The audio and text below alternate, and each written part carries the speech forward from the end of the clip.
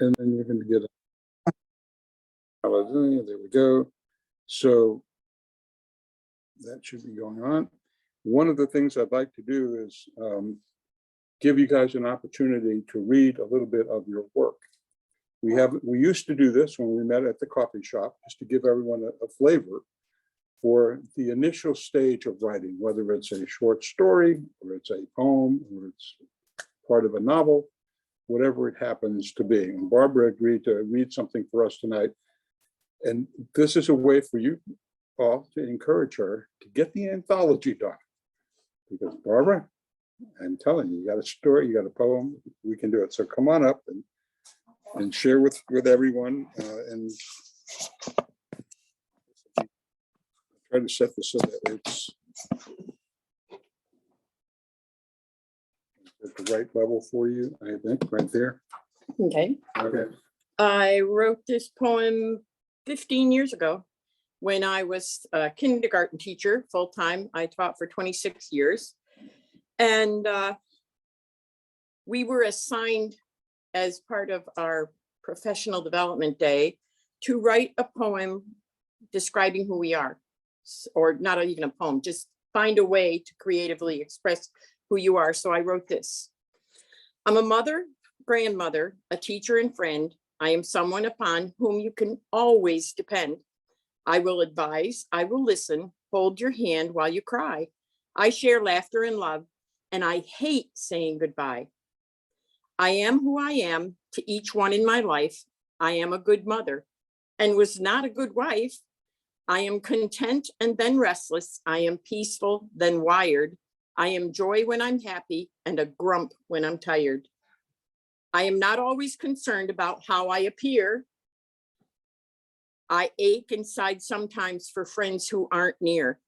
I love way too deeply. I hurt way too long. I am scared and quite shy, though I appear to be strong.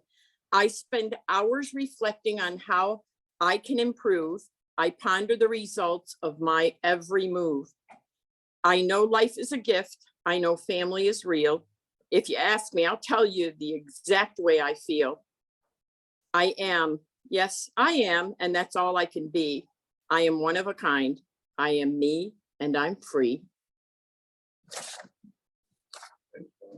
So when did you write that? 15 years ago, Okay. but it's still holds true. And I'm not Popeye.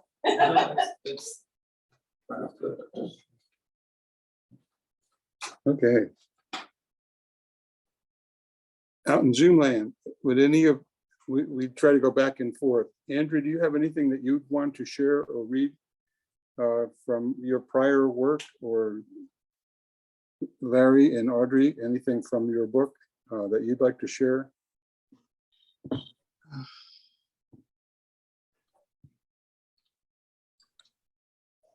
Yeah, I don't mind reading kind of the introduction, the introduction, how I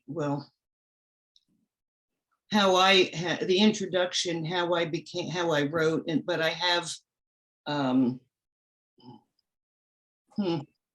how it has to be pretty short, right? Well, they kick us out of here at 8 o'clock. Oh, this won't be too. And we have probably another 10 people that would like to have at least part of the stage. So if you could do like 5 minutes, maybe, Andrea, if you don't mind. I'm just gonna the heroic single mother. It's kind of a before the book. There's 3 editions, but I want to go back to the beginning of time. So I wrote that heroes don't do the easy thing, but they do the right thing. Heroes are courageous, stand up under fire, and sacrifice for the good of others. Heroes have had to face some form of injustice or inequity and are often lonely. Heroes know how to take care of themselves. Single mother heroes take care of themselves by setting boundaries, establishing priorities, and making creative compromises. You help others every day by the example of your own successful single parenting. The burden you bear in parenting without a partner in a society that provides so little support for parents is certainly unjust. Although you may have chosen this way of parenting, you probably didn't have as many choices as you would have liked. Because of this injustice, it's easy for single mothers to fall into the victim trap. But this is a most unproductive, senseless way to live. We are all victims of something larger than ourselves at one time or another. Whether you're divorced because your husband slept around, or whether you knew your baby's father for only a short period, if you want to succeed as a hero, not a victim, you should first recognize that you have made choices, even if you were not conscious of them at the time. Recognize that you have a choice in how you will play the cards you now hold. In spite of a culture that has failed to meet the needs of single mothers because of weak child support enforcement, inflexible employers, prohibitive child care costs, and schools that are slow to recognize the single mother schedule, most single moms are doing a very good job. They are showing that self-reliance is the key to a joyful and productive life.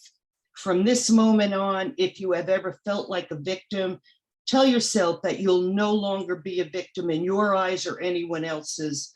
If you've been viewed as villainous because you've made choices that didn't agree with others' expectations, let it go. As a woman and a mother, you are powerful.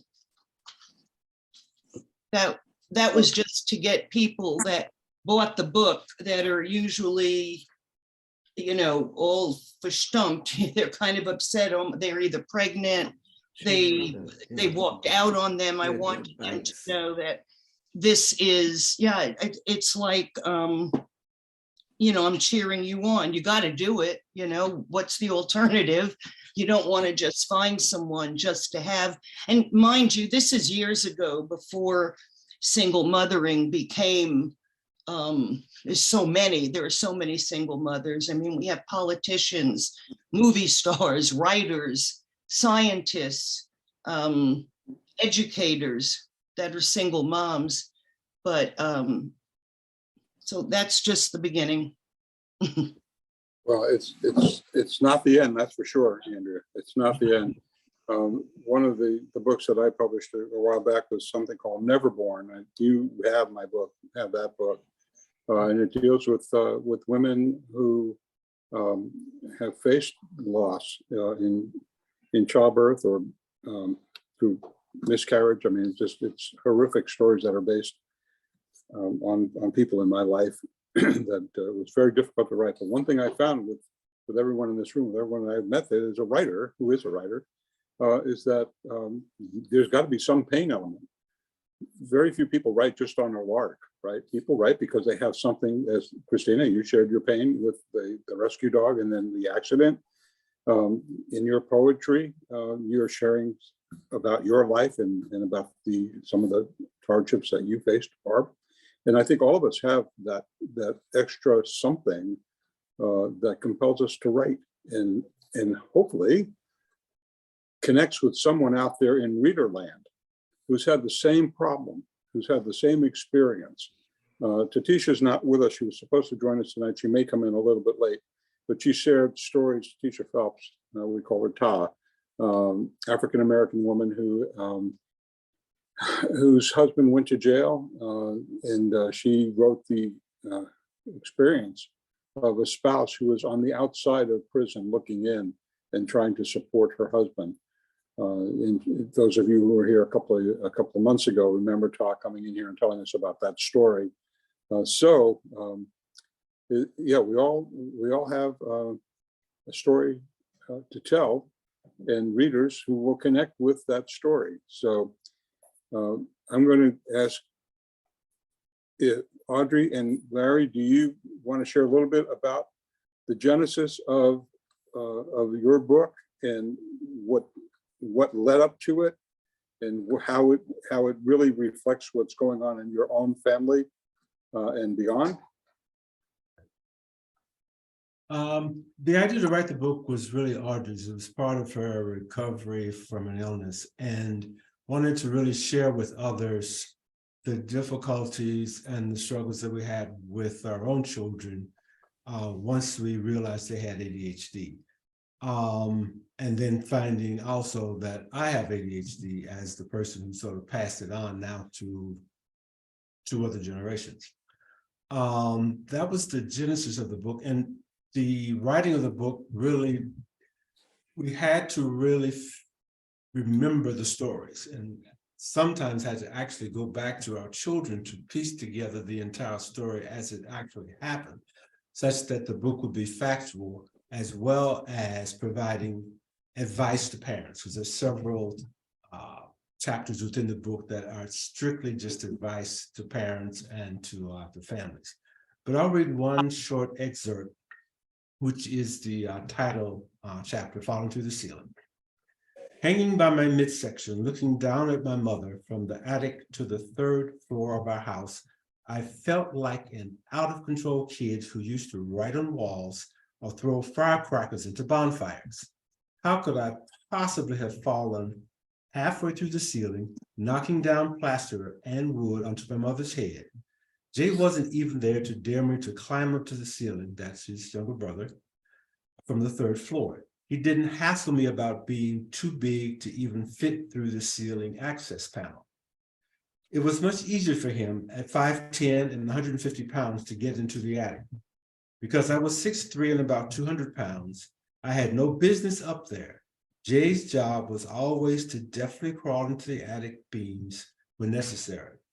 So how did I make the decision that resulted in me hanging in that extremely painful position with my sneakers waving down above my mother's head and really straddling a beam of the house? I have no clue. It just seemed like the right thing to do when I made the decision to fix it in the absence of my brother and my father, who was afraid of heights. I was in college, living rent-free, and was perfectly comfortable with putting off things until later. I guess I thought it would be fun. Wow. Thanks, Thank Larry. you. Thank you. And again, having taken that book and turned it into a mission with your outreach, I think is incredible. And I'm sure there's a lot of people out there who are facing that ADHD challenge and are going to benefit from what you've done in your book and what you're doing with the foundation. So kudos for you guys. Kathleen, we're going around and thank you for being here this evening. Kathleen Hannon, for those of you who got the newsletter, there was just a little bit of a teaser in the newsletter, in the March newsletter, about the success that she is finding as an author and possibly as a movie. So Kathleen, would you mind coming up here and telling us what is happening? It's been so long since we've seen you at the meeting. No, I'm sorry. Come on up, I'm Kathleen. farther away. So. That's okay. Well, we're all one family here. And it's not quite the coffee shop. We're not back at the. I missed the coffee. When after you share your story, there's some awesome food back there. Thanks, Kathleen. Hi. I don't know what I could tell everybody, but I'll start from the beginning, I guess. This book is inspired by Frankenstein. And oddly enough, while it's a tale of raising the dead, it's also true about the book itself and the author. I started this book when I was publishing my last book. My agent told me we were going to have a bidding war for it. I got really excited, started working on it. And all of a sudden I found out my marriage was falling apart, unbeknownst to me. And my agent was willing to bully me for how to end the book. And I first caved to the agent and changed the entire finale of the story. to suit her needs. I was publishing I was in the midst of my first book coming out. She was a big time agent. I didn't feel like I had the chops to walk away from what she demanded and find someone else and get that all going again. Even though I knew in my heart it didn't work. I was like, this isn't the way the story ends. And she went out with the book the way that satisfied her. And guess what? You know, I knew the publishers were interested because they were calling as they were reading it to say, is it still available? And she said yes, but they got to the ending and when she sent me an email giving their comments, they were overwhelmingly, the ending of this book doesn't pay off the promise of that opening letter. And I was like, I know, right? And they all passed. And the best part was at the end, she passed too. She dumped me as a client in an email. So I was so angry, I put the whole thing on a shelf, deciding to focus on my marriage. My marriage continued to flounder. I got divorced finally in 2020. And I was out in LA with an old friend. And had breakfast with a friend of mine from when I lived in LA. And turned out she was now the editor-in-chief of a small publishing house. And she knew I was, for the first time, I was writing again. And she said, oh, you have this chick lit book and I want it. And I said, well, I've only got 100 pages and you want a finished product. And I said, there is one that I have that's I mean, I need to rewrite the ending, but that should take me about a month, you know. But tell you what, I don't want to do the work if, you know, unless somebody's interested. So why don't I send you 100 pages and you tell me what you think. So I sent her 100 pages. I didn't hear from her for 2 months. And I was like, well, all right, sis, you don't like it, whatever. And, you know, it doesn't cost me anything. She got back to me at Christmas and said, I love your writing. She said, please send the rest of the book right away. And I said, no, Rhonda, I told you I have to rewrite it. So I totally lied. It didn't take me a month. It took me 6 months to get that ending right. And I sent it in to her and I just had my manager in LA send it to her. I didn't even bother with getting an agent in New York again. And then I thought, well, I probably should have sent it to more than one place. So then I'm just looking up little indie publishers that I can send it direct to. And I sent it to 2 more. And within 2 weeks, I had 2 offers on the book. When it finally ended the way it was supposed to end. And I can't tell you what a revival it's been. To have been beaten down by somebody else so much and get up and be like, you're not what he says. You're a published author. And you're not a one-time author anymore either. So Hemingway Jones revives the dead in the book, and he revived me too, because he showed up in my head and he told me this story. It was the worst story I'd ever heard. And so of course I wrote it, which makes no sense, but yeah, that's about it. What can I tell you guys? If you had to condense it into a blurb. A blurb? What would the story be about? All right. Hemingway Jones is 17 years old when he wrecks the car and kills his father on Gold Hill Road. Desperate to reverse the natural order, he takes his father to the Biotech Research Center, to a little known company there known as Life Bank, that no one knows exists, where he's working as an intern. He hijacks the lab overnight and does what the doctors there have been unable to do, and he revives his father from the dead, only his father doesn't come back entirely human. His skin has gone completely ashen gray, his eyes have yellowed. He can't exist in temperatures above 55 degrees, and he digests hydrogen sulfide instead of food. Hemingway is wrestling with his own crime as he is offered a Faustian bargain by the billionaire owner of the research center. He can work for Life Bank full-time, and his father will have the hydrogen sulfide and care and environment that he needs, or he can go to prison and his father will die alone.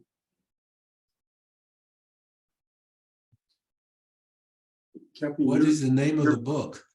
The name of the book is The Confession of Hemingway Jones. This is an advanced reader copy. Thank you. Yeah. Huh? Tommy, Tommy Dugan, yeah. yeah, he would love this. Yeah, he was. He would be flipping out. So, yes, it's all inspired by local places, local events, local people too. You had an interview that we featured in the newsletter. Can you tell us a little bit about how that figures into your marketing? Because a lot Sure. of times we wait until after we publish our book to then figure out how we're going to market it. Yeah, no, that's the big mistake. Yeah. Tell us. The good news is, and by the way, CamCat is a great place to look if you are looking to publish one of your novels. If you are a genre author, they publish a lot of mystery, a lot of chick lit, a lot of YA. They are a brand new house, only been in existence a few years. They don't pay much. And basically the advance you get on your book is going to be essentially seed money for your marketing, and nowhere near enough. But they are a great little house, and they will walk you through marketing a lot of things. So a big thing that they do is they have town halls every other month for all the authors that they do represent, for everyone to get to know each other and support each other's books. Because the first thing you need, and the thing you really need when the book is new out of the gate, you have to have set up in advance, and that's to have reviews on BNN and BookBub and Amazon. So I said, well, I can't get to know 52 people online all at once. How about you give me a subset of that group, you know, that we all maybe have like genre books, and we can all support each other. And they were like, that's a great idea. So they gave me 5 names. So I emailed all 5 of those people, and I said, I'll read your book, you read mine, you know, and we all stick reviews on each other's pages. And then we're going to get online and we're going to start engaging in some conversations about random stuff that leads back to our books, and hopefully draw attention from interested parties. So that's where we've started, and this is just in its infancy. And Madison Lawson was the first one who then said, oh, well, I also do interviews of the authors on my page. Let me interview you. And she's the biggest success CamCat's had. So I was very flattered. She had 3 studios bidding on her book. It's out now if you want to get it. It's called The Registration. She lives in Durham. It's another sort of dystopic young adult, new adult novel. This is your second? This is my second book. Second. I've written some screenplays along the way that I also get paid for, so I don't. And so glad you're here. And one of the things we're going to talk about in just a minute is how we can help each other. So any questions for Kathleen before we allow her to go back? Sample some of that food. Okay, thanks, Kathleen. All right, thank you. In the back, there's this wonderful casserole. That Christine brought. So Kathleen brings up an interesting point. Well, I was just Oh, okay. One of the things that we've all benefited from here is supporting each other's work. So when you get the newsletter, you'll see that all of our websites are on there. For those of us who have a website, we cross pollinate those websites. Some of them have actually, like in Tommy Dunan's case, actually taken some of the books and reference actual books on his website from this group. One of the things we all are learning over the last 2, 3, 4 years, and even through the pandemic, is that there is no magic bullet. And whether you're indie published or published through a traditional house, a lot of the work of getting the word out about your book, or your poem, or your short story is up to you. We as a group can help each other get the word out. We're just starting to crawl back now and doing book signings and book readings. We had one out in Mount Pleasant called Books, Beer, and Bourbon at 73 in Maine. And it was weird seeing, 30, 40 people in a room after we've all been on Zoom and locked out for so long. But we are taking measured steps. And with the group, one thing that I advise each of you, and those of you who are out online, and also the folks that will see this asynchronously after this meeting, is think about getting a website together. It's not that hard, it's not that expensive, but it becomes a pivot point for your work. Someplace where somebody can find you, find out what you're about and what your book is about. Christina just pushed her website, and we're going to work a little bit on that later on. First one out. So Bill, when you get the chance, highly encourage it. For those of you who already have a website, you know what we're talking about.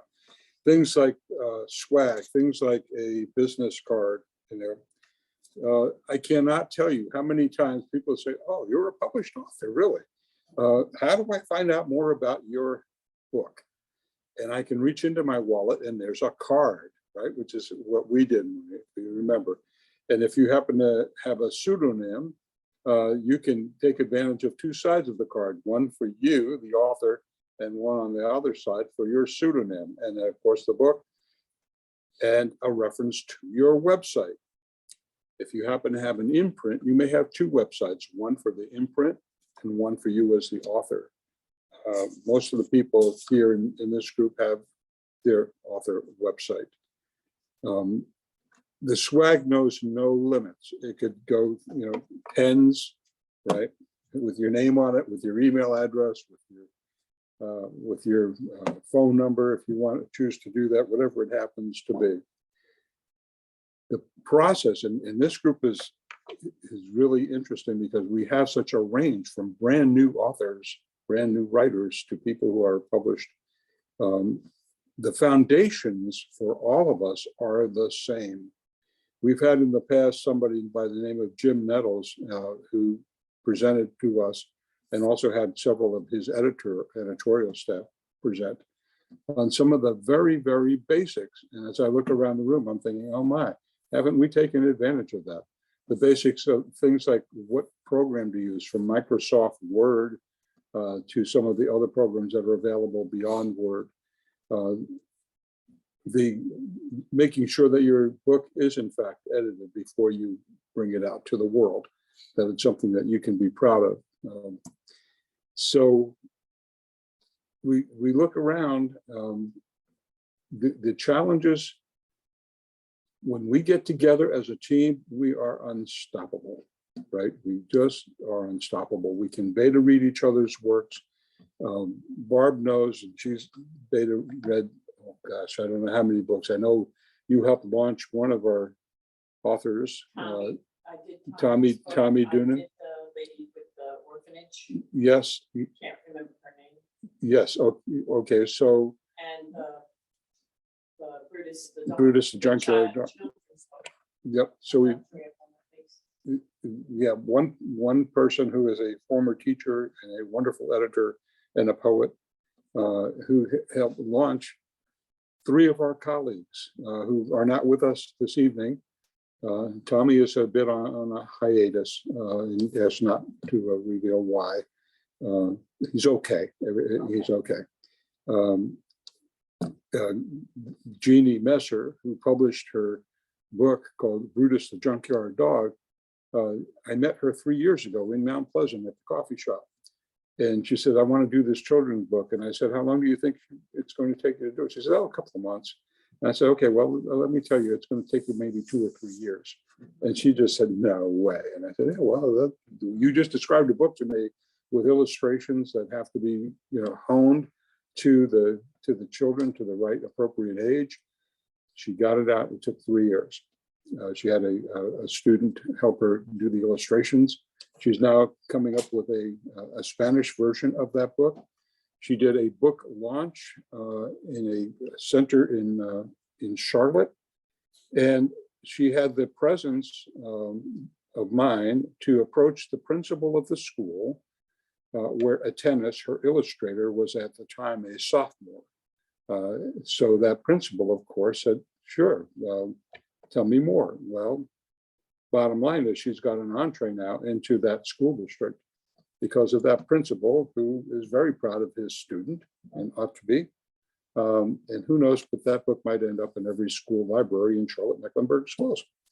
So we don't know where it's going to go. When you're talking to each other, how you're going to help each other get the word out about your book, because if you have a book out there, there is an audience for it. Not everybody in the world is going to want to read your book. There's 8 billion people out there, but there's going to be a subset. And Kathleen, that's what you're really, I think, alluding to here. We had one author who did YA. She's since moved on. Laura Zimmerman. She did young adult. That's what YA stands for those of you that are not familiar with the term. But wrote 2 books and really got into the mindset of those kids who were her audience. And they found her on places like TikTok and Instagram and places that probably some of the adults in the room and the older ones in particular may not even know exist. But the kids know, and that's where they went to find her book, and they did. And she's been very, very successful and published 2 of them and more to follow. So trying to find out where to market your book, who's going to read your book, what is the audience. Marie, you have my book, and I thank you for taking a look at that. The Hidden Treasure of Dutch Buffalo Creek is going to appeal probably to people maybe 60 years and older. The people younger than that will not get 90% of the references that are in that book, just the way it is, right? So know your audience and be kind to yourself. We are all faced with writer's block at some point in our career. Kathleen, you alluded to it pretty strongly, right? There's a time to step back. There's a time to say, I think I'm just going to go and enjoy the food. I'm going to go to the writer's night out. I'm going to have something to drink, and I'm going to have some a dish prepared by Miss Christina, and just listen to what everyone else is saying and just come back from it. Last month, I mentioned to you, you never know when you're going to be inspired to write something. And I had mentioned, Tommy, I think it might have been on the phone, that when I go on my daily walk, and I do that every day, 3 hours a day, sometimes I'll just go and mess with an anthill, only because it's there. And I'm not trying to kill the ants. I don't do that. Don't do that. But I do like to stir them up a little bit to say, I wonder if they scurry around, what's going on in their this giant just came with a cane, just, shook up their world. We're always getting shaken, right? There's always somebody up there shaking us up. There's always somebody over in Russia waiting to nuke us, or there's just always something. It's just the way life is, right? Well, what do we do as writers? We write about it. That's our catharsis. That's our way to get out. And someday maybe I'll have a little story about an anthill, but it doesn't have to be that. It could be something else. It could be just about the blades of grass that you saw on your walk, or the flowers, and then try to describe it. What did they smell like? What was in your mood? When I was walking the other day, I smelled something that smelled a lot like catfish, and I guess the rainwater coming off and going through the greenery and all of that. At some point, just had this musty catfish smell. That brought me back to when I was a kid fishing with my dad in the in the Gila River in Arizona. And there was nothing in that little creek of a river except catfish. You don't eat it, they just smell, right? And then if you've never smelled that, when you get that in your nostrils, you never forget it. And so you're going to get flashbacks to different things that are going to bring something to your mind. When I first walked into this room, the aroma, the fragrance of your food, Christy, that brought back memories of the ethnic food that I had as a kid growing up. So, all right. So I digress, and I apologize for that. Anyone else in the room? I would like to. Do you have something you'd like to share? Something that you've written, that you want to write, that you really would like to just get out in front of a couple of other people, because we're all friends here. I invite you to that platform. Robert, I see you going like that. Did you have? No, I was just wondering what kind of time you have. Tonight, we have 20 minutes left here. If I could look at my website on my phone. I didn't bring anything with me, but if I look at my website on my phone, I could, do one of the shorter articles maybe, but I don't have any poetry on the website, so I can't do it. Are you writing poetry, or? Yeah, I've always done some. Well, And mostly been working on novels, and I won't read that, but I could come up with one of the shorter articles maybe. okay. Well, if you can you look on your phone and face this camera at the same time? Awesome.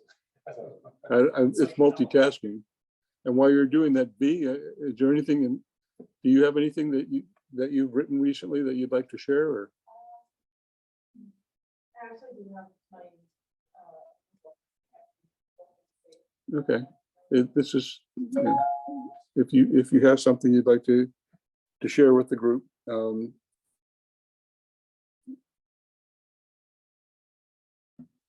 Did you want to come up first, Fee? Well, he's. No, I'm gonna look. What's that? She's gonna see if there's anything I wanna share. Oh, you're gonna look first. Okay. And Robert, did you find something that you wanted to share? Let's see, there's a bunch of different things here. Is 5 minutes too much? I don't know. No, 5 minutes is fine. Sure, come on up though. The only, because of the format of the room and the meeting, if you could come to the podium, it'll just make it a little bit easier.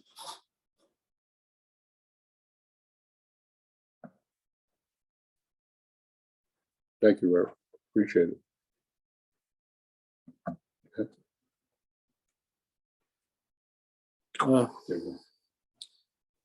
This piece surprised a lot of people. It's real life, serious history, but it catches everyone off guard, and it was viral for several months. It was published in the Jerusalem Post in Israel, and it's called "The Friendly Fires of Hell."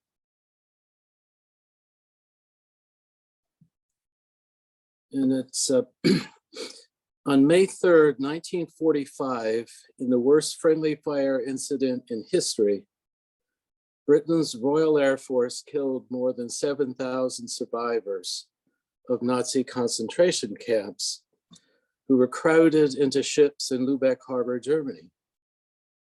The ragged masses that had survived the Holocaust stood no chance against the guns of their liberators. This tragic mistake occurred one day before the British accepted the surrender of all German forces in the region. Reports of the incident were quickly hushed up as a jubilant world prepared to celebrate the Allied victory in Europe. Despite the bitter irony of dying in hellish fires on sinking ships just hours before liberation, the tragedy was quickly forgotten or resolutely ignored. The anniversary of this dark day will soon pass again, largely unnoticed or unmentioned. By early May 1945, the rumors of Hitler's suicide had rekindled hope for the beleaguered prisoners in Nazi concentration camps. The Red Army had just conquered Berlin, the British held Hamburg, and Americans were in Munich and Vienna. After surviving unspeakable horrors and deprivation for years, the battered prisoners could finally dare to hope that their day of deliverance was at hand. In the closing weeks of World War II, thousands of prisoners from the Neuengamme concentration camp near Hamburg, the Mittelbau-Dora camp at Nordhausen, and the Stutthof camp near Danzig were marched to the German Baltic coast.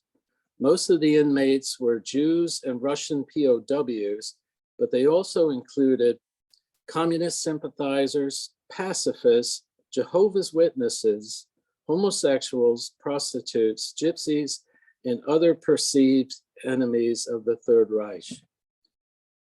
At the port of Lübeck, almost 10,000 camp survivors were crowded onto 3 ships, the Cap Arcona, the Thielbeck, and the Athens.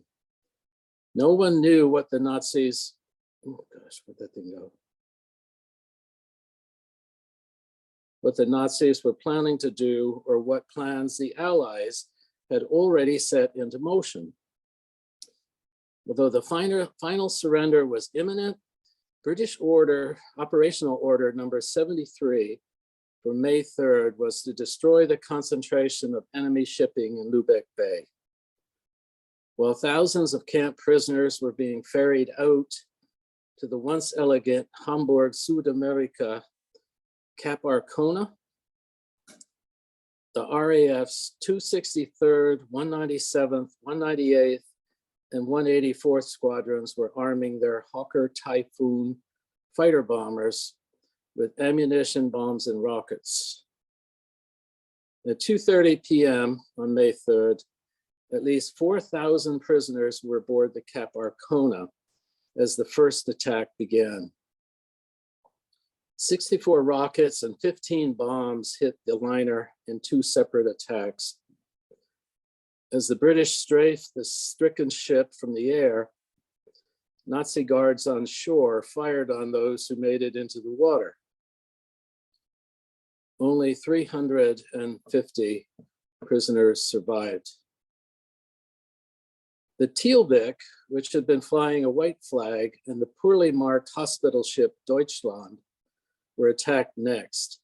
Although the Thielbeck was just a freighter in need of repairs, it was packed with 2,800 prisoners. The overcrowded freighter sank in just 20 minutes, killing all but 50 of the prisoners. In less than 2 hours, more than 7,000 concentration camp refugees were dead from the friendly fire. 2,000 more would have died if the captain of the Athens had not refused to take on additional prisoners in the morning before the attack. Most who were familiar with the Cap Arcona disaster believed that Nazis intended to sink the ships at sea to kill everyone on board. Hundreds of prisoners had already been killed in the forced marches from the camps. In this case, however, the RAF Fighter Command did their killing for them. In the Cap Arcona Thielbeck Athens disaster, the tragic deaths of so many who had suffered so much for so long were quickly forgotten. After years of unprecedented bloodletting and destruction, the nations involved were in a shambles. Their populations were numbed by suffering and death. The unfortunate victims who perished at the close of history's worst conflagration were quickly lost in the fleeting euphoria of peace.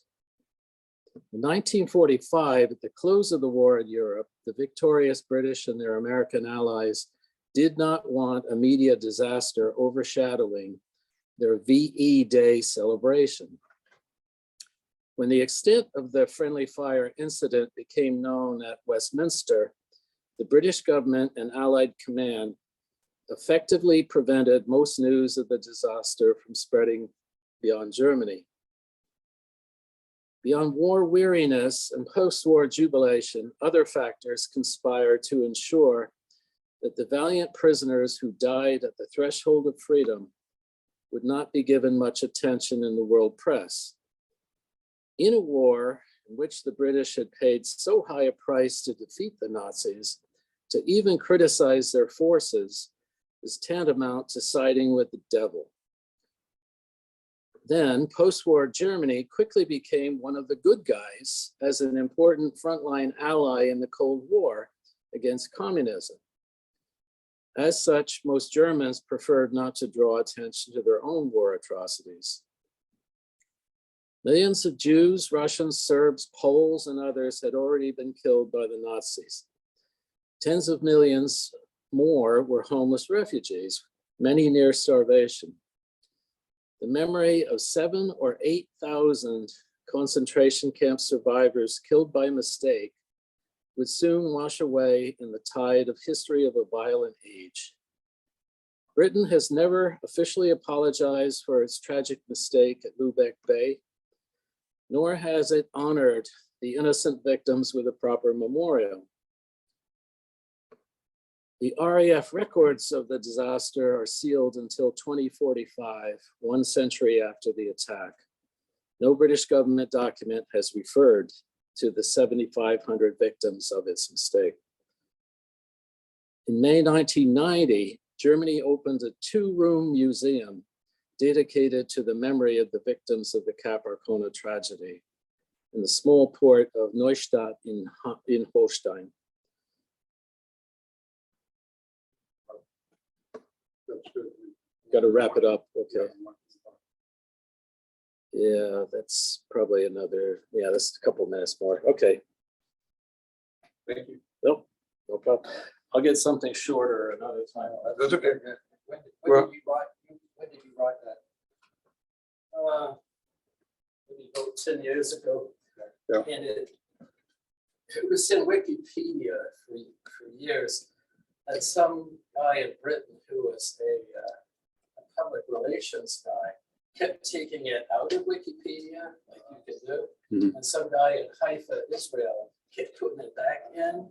Yeah. And I counted it was removed and put back in 300 times in the first 3 months. Yeah, it's a story that it's resonated. And, you know, part of, I guess that's going to be part of the discussion on being woke, right? You know, a lot of this is being buried under the table. It's a story that also begs to have the individual stories told. I can imagine someone, a woman with a baby on that ship, watching those British planes who should have been their salvation coming down and firing on that boat and slaughtering them, right? The individual stories that we write are always framed inside of the bigger stories that are narrated to us from history books, right? That's where the power comes in. In my own case, my mom was a survivor of the Nazis. She was a Belgian, raised in Belgium, born in 1925.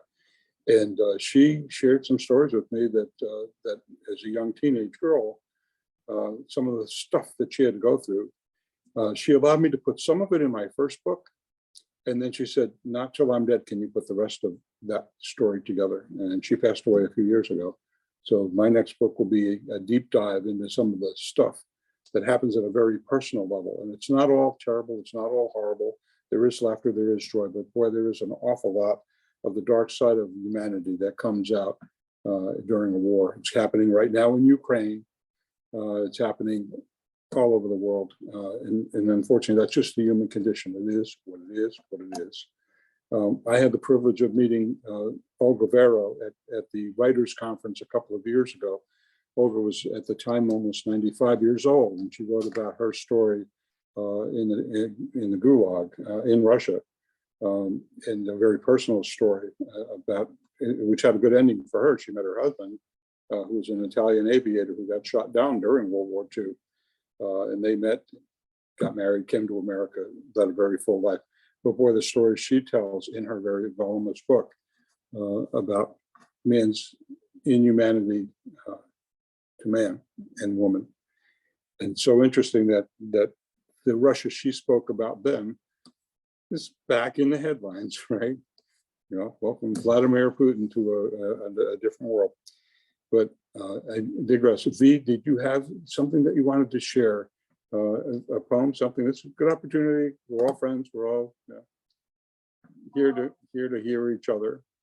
No, actually, all the stuff I have in my notebook is really unfinished. Okay, well, save it for next week, the next month. We meet on, and I'm watching the clock here because, you know, they close the doors on us. We meet on the fourth Thursday of every month up until October. In November and December, we're probably going to meet on the third Thursday because this room will be closed because of the holidays. I encourage all of you who, if you are able to, go to the North Carolina Writers Network Conference. It's in April, it's next month. It's in the newsletter. I know, Christina, you already signed up. I'm in the process of signing up. If there's enough of us, we could maybe carpool that day and get up there. It's a one-day conference. And just like we get a certain energy from a group of 10, 12 people in a region, imagine the energy you get from a group of 100 and 150 people from all over the state and even beyond. New writers, mid-authored writers, accomplished, published authors, each helping each other try to see what are the roadblocks and how to avoid the pitfalls. So anything from the Zoom world that you guys want to cover that we haven't covered? You have your hand raised here. Yes, I just have a question. I just returned from Egypt, a nearly 2-week tour with my middle son, which was a really spiritual experience in terms of one, being with him and really seeing those antiquities. So my plan is to write a travel log, but sort of more than a travel log, but encompassing all the feelings in terms of that we experienced on the trip. And my question is, does anyone in the room or within the larger group have any experience in terms of writing a travel log? A travel log, I see Robert's hand just went up. I think, Robert, do you want to come back up here? Again, I'm watching the clock, but if you could just share your experience briefly, and then, briefly, that's the operative word here. So they don't give me a fine. But go ahead, Robert. I did travel writing for about 10 years, mostly in Asia, but I did get to every single continent, and including Antarctica, wrote some in Europe, and loved going to Africa. So yeah, sure. If there's any question I can help with, just give me a shout. Okay, Thank you. I'll get your information through Vince. We'll do. Yeah, and I have a website where I put under the articles section, I do have a sample of travel articles, but not all of them. Thank you. Gotcha. Yeah, so we'll get that to you, Larry. Perfect. Thank you. So everyone, for the good of the cause, any other things that y'all want to share? And 90 minutes goes by very, very quickly, doesn't it? Especially when you got good food and good company. I thank everyone for being here. Thank you guys for joining us online. Next month, again, we have this nice, beautiful big room, so we don't have to be quite as concerned about COVID.